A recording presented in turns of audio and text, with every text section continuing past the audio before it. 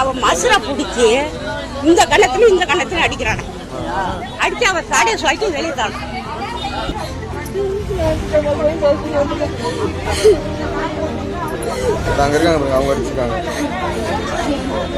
நேத்துல இருந்து இந்த வீடியோ நிறைய பேர் அனுப்பியிருந்தீங்க. ஒரு கிராமத்துல நடந்த ஒரு சின்ன சம்பவம் தான் அது. இதுல யார குத்தம் சொல்றது அப்படிங்கறது தெளிவா தெரியல. ஆனா அவங்க அடிச்சது மிகப்பெரிய தவறு. நான் ஏன் தெளிவா தெரியல அப்படின்னு சொல்றேன்னா, அந்த வீடியோ முழுசா பார்க்கும்போது உங்களுக்கு தெரியும். இந்த பிரச்சனை எங்க நடக்குது அப்படின்னு பாத்தீங்கன்னா, அரியலூர் மாவட்டம் ஆண்டிமடம் பக்கத்துல சூரக்குழிங்கிற கிராமம். அங்க உள்ள பள்ளியில தான் இந்த பாட்டி சத்துணவு ஊழியரா பணியாற்றுறாங்க. நீங்க கீழே பாக்குற போட்டோல ஒரு லேடி இருப்பாங்க. அவங்க அங்க சத்துணவு அமைப்பாளரா பணியாற்றுறாங்க கொஞ்ச நாள். என்ன பிரச்சனை அப்படின்னு பாத்தீங்கன்னா, சத்துணவு கூடத்துல வைக்கப்பட்ட அரிசியில எலி கடிச்ச மாதிரி சேதப்படுத்தி அந்த அரிசியை இந்த பாட்டி வீட்டுக்கு எடுத்துட்டு போறாங்க அப்படின்னு தான் சொல்லப்படுது. அதனால அந்த சத்துணவு அமைப்பாளர் என்ன பண்ணிருக்காங்கன்னா, அந்த ஊர்ல இருக்கவங்க சொல்ற மாதிரி அந்த பாட்டியோட முடிய பிடிச்சி 2 கணத்துலயும் அரைஞ்சிருக்காங்க அந்த சத்துணவு. அது மட்டும் இல்லாம அவங்களோட முடிய பிடிச்சி வெளியில தள்ளி விட்டுருக்காங்க அந்த கூடத்தை விட்டு. இப்படி பண்றாங்களே, இதெல்லாம் ரைட்டா அப்படின்னா இதை பத்தி நான் அப்புறம் சத்துணவு அமைப்பாளர் அடிச்சுக்கிட்டு இருக்க வேலையில பக்கத்துல இந்த ஸ்கூல் குழந்தைங்க எல்லாம் பக்கத்துல வெளியில வந்து வாங்கன்னு சொல்லி நிறைய பேரை கூப்பிட்டு கத்துறாங்க. அக்கம் பக்கத்துல இருந்து வந்து விசாரிக்கும் போது அந்த பாட்டி அழுதுகிட்டே இந்த மாதிரி எல்லாம் என்ன பண்றாங்க அப்படிங்கிற மாதிரி சொல்லுது. அந்த ஸ்கூல் குழந்தைங்களும் அந்த மாதிரி வாக்குமூலம். நான் என்ன கேட்கிறேன் அப்படின்னா, நீங்க மேல் அதிகாரி இருக்கே அப்படின்னா நீங்க அந்த பாட்டி மேல துறை ரீதியான நடவடிக்கை எடுக்கணும். அப்படி இல்லாம அந்த பாட்டி மீது கை வைக்கிறதோ